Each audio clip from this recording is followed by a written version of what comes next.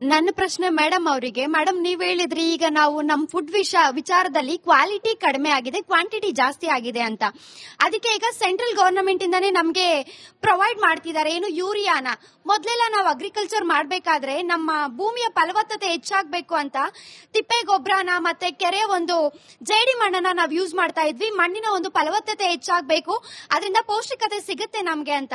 ಈಗ ಈ urea supply ಆಗ್ತಾ ಇರೋದ್ರೆ ಅದೀಗ ಅದರಲ್ಲೂ ಕೆಮಿಕಲ್ ಇದೆ ಅಂತ ನಮಗ್ ಗೊತ್ತು. ಆಗ 10 ಕೆಜಿ ಬೆಳೆಯೋ ಕಡೆ ಈಗ ನಾವು 20 ಕೆಜಿ ಬೆಳೀತಾ ಇದೀವಿ ಅಂದ್ರೆ ಈಗ ತಿಂತಾ ಇರೋ ಆಹಾರದಲ್ಲೂ ಕೂಡ ಕೆಮಿಕಲ್ ಇದೆ ಅಂತ ಗೊತ್ತಿದ್ರು ನಾವು ಅದನ್ನ ಯೂಸ್ ಮಾಡ್ತಾ ಇದೀವಿ. ಗವರ್ನಮೆಂಟ್ ಇಂದಾನೆ ಅದು ನಮ್ಗೆ ಸಪ್ಲೈ ಆಗ್ತಾ ಇದೆ. ಸೊ ಇದು ಎಷ್ಟು ಮಾತ್ರ ಕರೆಕ್ಟ್ ಅಂತ ನನ್ನ ಪ್ರಶ್ನೆ.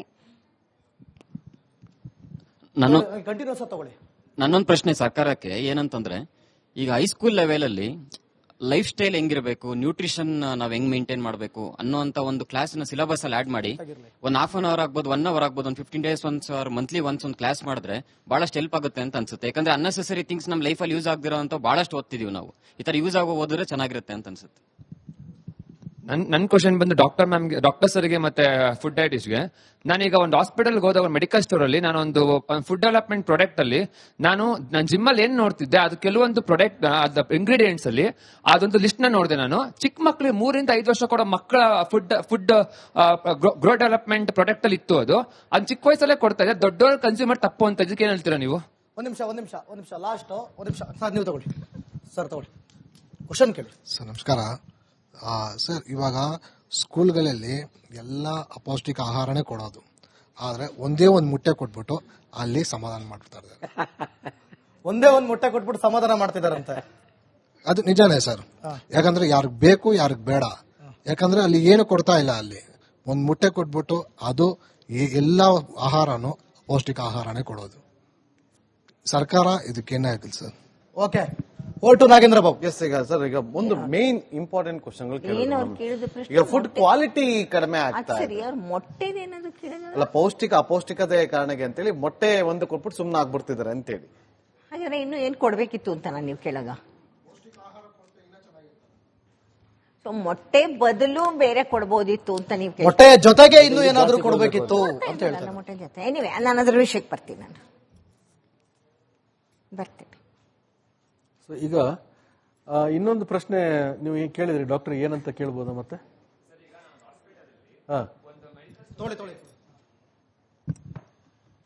ಒಂದು ಹಾಸ್ಪಿಟಲ್ ಮೆಡಿಕಲ್ ಸ್ಟೋರ್ ಅಲ್ಲಿ ಒಂದು ಫುಡ್ ಡೆವಲಪ್ಮೆಂಟ್, ಒಂದು ಫುಡ್ ಪ್ರಮೋಟಿಂಗ್ ಒಂದು ಪ್ರಾಡಕ್ಟ್ ಅಲ್ಲಿ ಚಿಕ್ಕ ಮಕ್ಳು 3 ಇಂದ 5 ವರ್ಷ ಕೊಡೋ ಮಕ್ಕಳಲ್ಲಿ ನಾನು ಜಿಮ್ ಅಲ್ಲಿ ಕಂಡಂತ ಕೆಲವೊಂದು ಒಂದು ಇಂಗ್ರೀಡಿಯೆಂಟ್ಸ್ ಲಿಸ್ಟ್ ಅಲ್ಲಿ ಕೆಲವೊಂದು ಪ್ರಾಡಕ್ಟ್ ನಾನು ನೋಡಿದೆ. ಇಂಗ್ರೀಡಿಯೆಂಟ್ಸ್ ಅಲ್ಲಿ ಈ ಹಾಕಿದ್ದಾರೆ ಅಂತ ಡ್ಯಾಶ್ ಅಂಡ್ ಡ್ಯಾಶ್ ಪೌಡರ್ ಆಗಿರ್ಬೋದು, ಕೆಲವೊಂದು ನಾನು ನೋಡಿದೆ. ಅದನ್ನ ಚಿಕ್ಕ ಮಕ್ಕಳು 3 ಇಂದ 5 ವರ್ಷ ಮಕ್ಕಳಿಗೆ ಅದನ್ನ ಕೊಡ್ತಾ ಇದ್ದಾರೆ.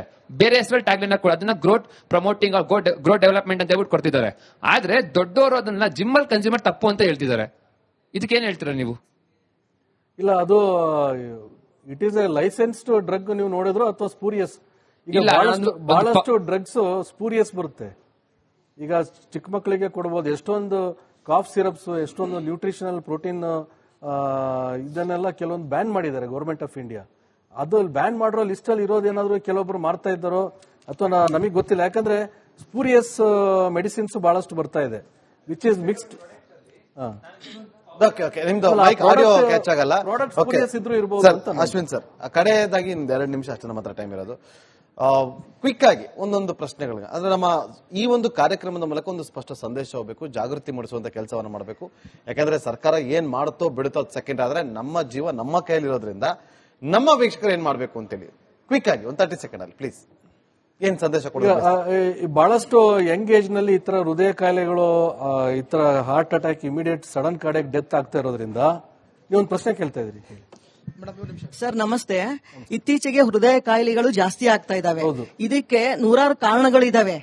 ಅದರಲ್ಲಿ ಕೂಡ ನಾನು ಕೇಳ್ತಾ ಇರೋದು, ಹೆರಿಡಿಟಿ ಮುಖ್ಯನಾ, ಸ್ಟ್ರೆಸ್ ಜೀವನ ಮುಖ್ಯನಾ, ನಾವು ಜೀವನ ಶೈಲಿ ಯಾವ ರೀತಿ ನಡೆಸ್ಕೋಬೇಕು?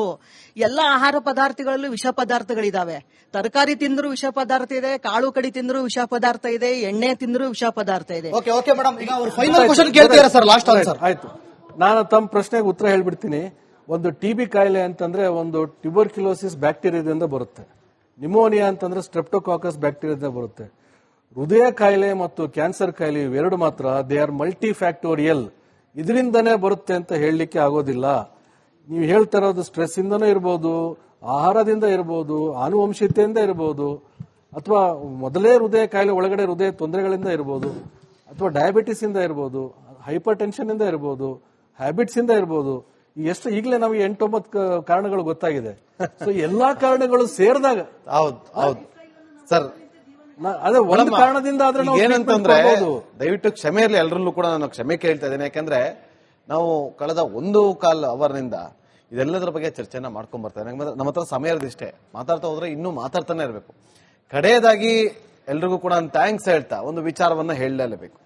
ಇವತ್ತು ನಮ್ಮ ಜೀವ ನಮ್ಮ ಕೈಯಲ್ಲಿದೆ. ಇವತ್ತು ಸರ್ಕಾರ ಏನ್ ಗೈಡೆನ್ಸ್ ಕೊಡುತ್ತೋ, ಸರ್ಕಾರ ಏನ್ ಮಾಡಬೇಕು ಅನ್ನುತ್ತೋ ಅದು ಸೆಕೆಂಡ್ರಿ.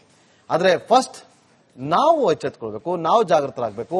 ನಾವು ಏನ್ ಮಾಡಬೇಕು ಅನ್ನೋದ್ರ ಬಗ್ಗೆ ನಾವು ಡಿಸಿಷನ್ ತಗೊಂಡ್ರೆ ಮಾತ್ರ ನಮ್ಮ ಜೀವನ ಉಳಿಸ್ಕೊಳ್ಳೋದಕ್ಕೆ ಸಾಧ್ಯ ಆಗುತ್ತೆ. ನಮ್ಮ ಜೀವ ಹೋಗಾದ್ಮೇಲೆ ಸರ್ಕಾರ ಬಂದು ಉಳಿಸುವಂತ ಪ್ರಯತ್ನವಂತೂ ಖಂಡಿತವಾಗ್ಲೂ ಮಾಡೋದಿಲ್ಲ. ಹಾಗಾಗಿ ಎಲ್ರಿಗೂ ಕೂಡ ನಾನು ರಿಕ್ವೆಸ್ಟ್ ಮಾಡ್ತಾ ಇದೀನಿ, ನಿಮ್ಮ ಜೀವ ನಿಮ್ಮ ಕೈಯಲ್ಲಿದೆ ಅಂತೇಳಿ ಚರ್ಚಾ ಕಾರ್ಯಕ್ರಮವನ್ನು ಮುಗಿಸ್ತಾ ಇದ್ದೀನಿ. ಎಲ್ರಿಗೂ ಕೂಡ ಥ್ಯಾಂಕ್ ಯು ಸೋ ಮಚ್. ಇದಾಗಿತ್ತು ಈ ಕ್ಷಣದವರೆಗಿನ ಪ್ರಮುಖ ವಿಚಾರ. ನೋಡ್ತಾ ಇರಿ ರಿಪಬ್ಲಿಕ್ ಕನ್ನಡ, ಇದು ನಿಮ್ಮ ಧ್ವನಿ.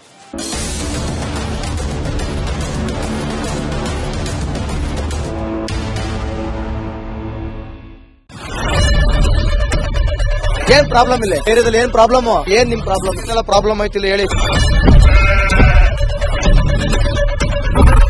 ಏನ್ರಿ ನಿಮ್ ಪ್ರಾಬ್ಲಮ್? ಏನ್ ನಿಮ್ ಪ್ರಾಬ್ಲಮ್ ಅಂತ ಹೇಳಿ. ಯಾರಪ್ಪ ನಗರಕ್ಕೆ? ಗಾಂಧಿನಗರ, ದಾಸರಹಳ್ಳಿ, ರಾಜರಾಜೇಶ್ವರಿ ನಗರ, ಚಾಮರಾಜಪೇಟೆ, ಹುಬ್ಬಳ್ಳಿ, ಚನ್ನಮರುತ್ತದ, ಮೈಸೂರಿಗೆ ಬಂದಿರೋದು.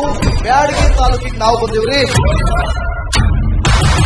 ಸರ್ ಹೇಳಿ ಸರ್, ಏನ್ ಪ್ರಾಬ್ಲಮ್? ನಿಮ್ ಎಮ್ಎಲ್ಎ ಹೆಂಗೆ? ಏನೆಲ್ಲ ಸಮಸ್ಯೆಗಳು? ಏನ್ ಕಥೆಯಲ್ಲಿ ಬಂತ?